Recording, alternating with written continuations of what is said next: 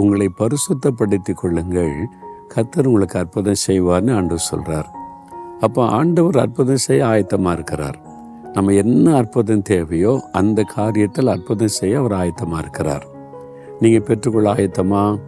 ரொம்ப முக்கியமானது பரிசுத்தம்.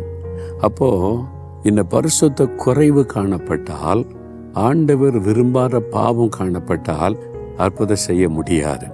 அதுக்கு தான் ஆண்டவர் வாய்ப்பு கொடுக்கிறார். உங்களை பரிசுத்தம் பண்ணி கொள்ளுங்கள், கர்த்தர் உங்கள் நடுவில் அற்புதம் செய்வார்.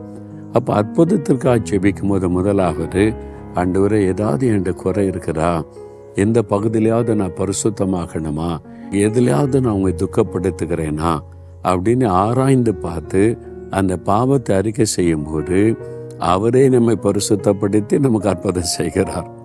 நம்மை நாம் பரிசுத்தப்படுத்தி கொள்ள முடியாதுன்னு அவருக்கு தெரியும். நம்மை பரிசுத்தப்படுத்த தான் சிலுவையில் அவர் ரத்தம் சிந்தினார்.